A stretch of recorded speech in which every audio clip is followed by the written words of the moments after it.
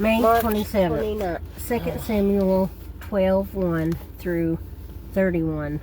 Then the Lord sent Nathan to David, and he came to him and said to him,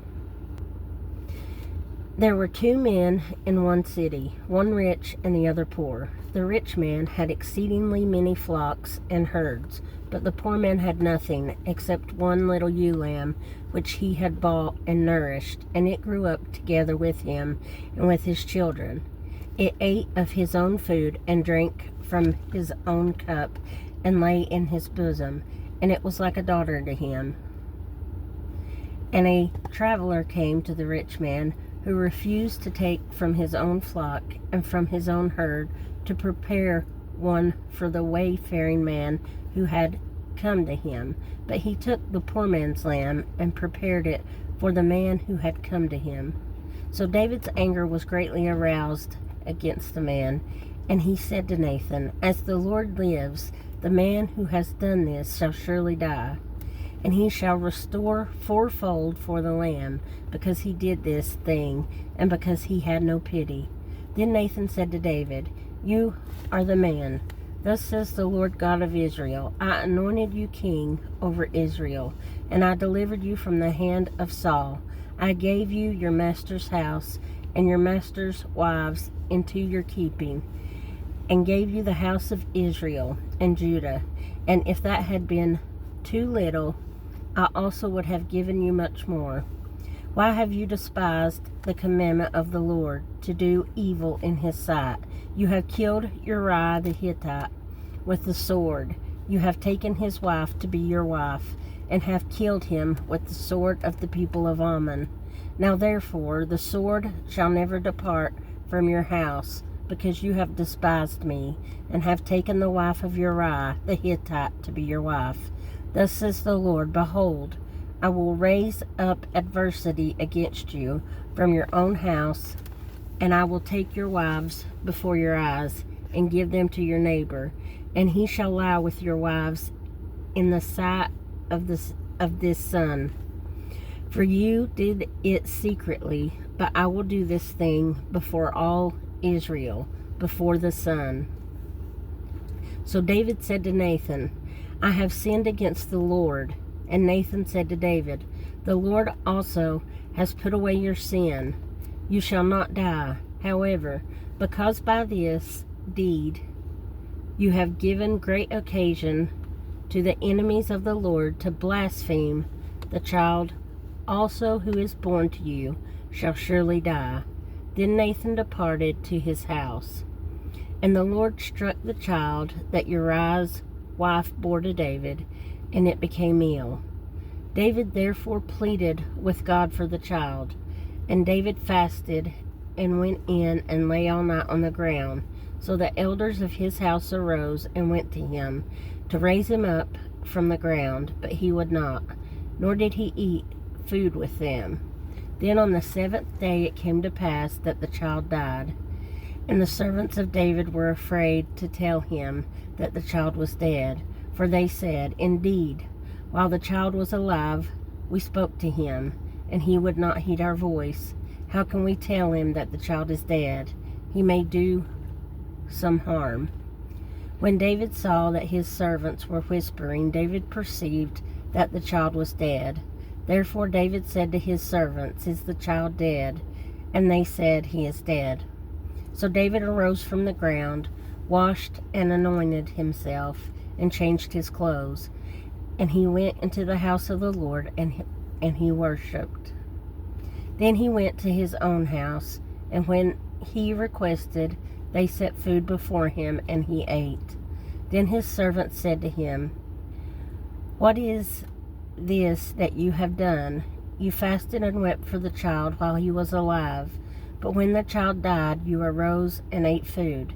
And he said, While the child was alive, I fasted and wept, for I said, Who can tell whether the Lord will be gracious to me, that the child may live? But now he is dead, why should I fast? Can I bring him back again? I shall go to him, but he shall not return to me. Then David comforted Bathsheba his wife, and went in to her and lay with her. So she bore a son, and he called his name Solomon. Now the Lord loved him, and he sent word by the hand of Nathan the prophet. So he called his name Jedediah, because of the Lord. Now Joab fought against Rabbah, the people of Ammon, and took the royal city.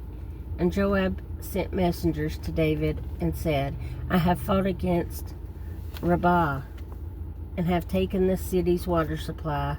Now therefore gather the rest of the people together, and encamp against the city, and take it, lest I take the city, and it be called after my name. So David gathered all the people together, and went to Rabbah, fought against it, and took it. Then he took their king's crown from his head. Its weight was a talent of gold with precious stones, and it was set on David's head. Also he brought out the spoil of the city in great abundance, and he brought out the people who were in it, and put them to work with saws and iron picks and iron axes, and made them cross over to the brick works. So he did to all the cities of the people of Ammon. Then David and all the people returned to Jerusalem. John 16:1-33. These things I, Jesus, have spoken to you, that you should not be made to stumble. They will put you out of the synagogues. Yes, the time is coming that whoever kills you will think that he offers God service. And these things they will do to you, because they have not known the Father nor me. But these things I have told you, that when the time comes, you may remember that I told you of them. And these things I did not say to you at the beginning, because I was with you. But now I go away to him who sent me, and none of you ask me, where are you going? But because I have said these things to you, sorrow has filled your heart. Nevertheless, I tell you the truth. It is to your advantage that I go away. For if I do not go away, the Helper will not come to you. But if I depart, I will send him to you. And when he has come, he will convict the world of sin, and of righteousness, and of judgment. Of sin, because they do not believe in me. Of righteousness, because I go to my Father, and you see me no more. Of judgment, because the ruler of this world is judged. I still have many things to say to you, but you cannot bear them now. However, when he, the Spirit of truth, has come, he will guide you into all truth, for he will not speak on his own authority, but whatever he hears, he will speak, and he will tell you things to come. He will glorify me, for he will take of what is mine and declare it to you. All things that the Father has are mine. Therefore I said that he will take of mine and declare it to you. A little while, and you will see me, and you will not see me. And again, a little while, and you will see me, because I go to the Father. Then some of his disciples said among themselves, What is this that he says to us? A little while, and you will not see me. And again, a little while, and you will see me, and because I go to the Father. They said, therefore, What is this that he says, a little while? We do not know what he is saying. Now Jesus knew that they desired to ask him, and he said to them, Are you inquiring among yourselves about what I said, a little while, and you will not see me, and again a little while, and you will see me? Most assuredly I say to you, that you will weep and lament, but the world will rejoice, and you will be sorrowful, but your sorrow will be turned into joy. A woman, when she is in labor, has sorrow, because her hour has come. But as soon as she has given birth to the child, she no longer remembers the anguish for joy that a human being has been born into the world. Therefore, you now have sorrow, but I will see you again, and your heart will rejoice, and your joy no one will take from you. And in that day you will ask me nothing. Most assuredly I say to you, Whatever you ask the Father in my name, he will give you. Until now, you have asked nothing in my name. Ask, and you will receive, that your joy may be full. These things I have spoken to you in figurative language, but the time is coming when I will no longer speak to you in figurative language, but I will tell you plainly about the Father. In that day you will ask in my name, and I do not say to you that I shall pray the Father for you, for the Father himself loves you, because you have loved me, and have believed that I come forth from God. I came forth from the Father, and have come into the world. Again, I leave the world and go to the Father.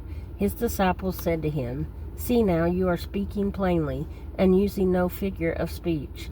Now, we are sure that you know all things, and have no need that anyone should question you. By this we believe that you came forth from God. Jesus answered them, Do you now believe? Indeed, the hour is coming, yes, has now come, that you will be scattered, each to his own, and will leave me alone.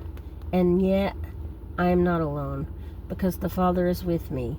These things I have spoken to you, that in me you may have peace. In the world you will have tribulation, but be of good cheer. I have overcome the world. Psalm 119, 65 through 80. You have dealt well with your servant, O Lord, according to your word. Teach me good judgment and knowledge, for I believe your commandments. Before I was afflicted, I went astray, but now I keep your word.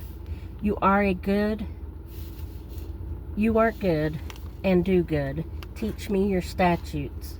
The proud have forged a lie against me, but I will keep your precepts with my whole heart. Their heart is as fat as grease, but I delight in your law. It is good for me that I have been afflicted, that I may learn your statutes. The law of your mouth is better to me than thousands of coins of gold and silver. Your hands have made me and fashioned me. Give me understanding that I may learn your commandments. Those who fear you will be glad when they see me, because I have hoped in your word. I know, O Lord, that your judgments are right, and that in faithfulness you have afflicted me.